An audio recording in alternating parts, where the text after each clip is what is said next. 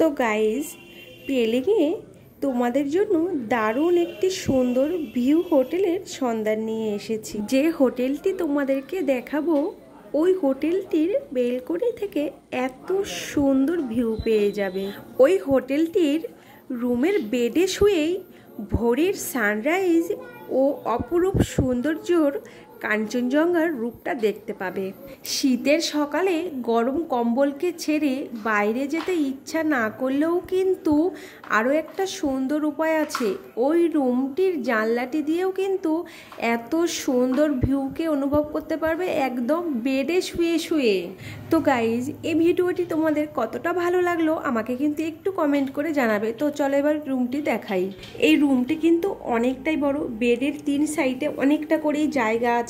আলমারি আছে জামা কাপড় রাখার জন্য, জুতো রাখার জন্য একটা তাক আছে, খাবার রাখার জন্য একটা ছোট্ট টেবিল আছে। আর এটা কিন্তু জানলা, এই জানলাটা দিয়ে কিন্তু খুব সুন্দর ভিউ পেয়ে যাবে।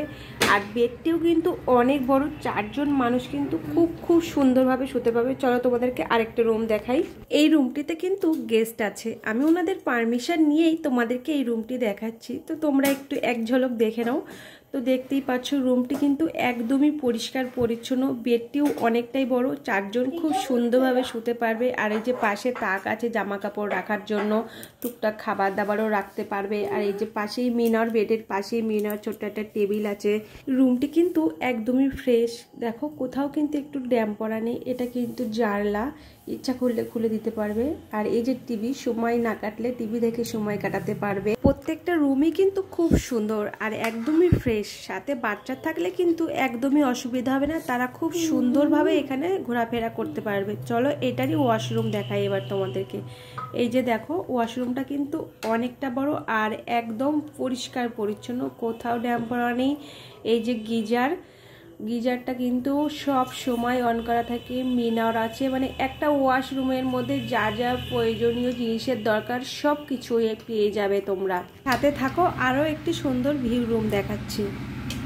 এই রুমগুলির পার ডে ফুডিং লজিং নিচ্ছে মাত্র 1200 টাকা। শুধু একটু ভাবো, আপার পেলিংয়ের মতো জায়গাতে এসে এত সুন্দর একটা রুম পেয়ে যাচ্ছ, সাথে থাকা খাওয়াও কিন্তু পেয়ে যাচ্ছ এত কম বাজেটের মধ্যে।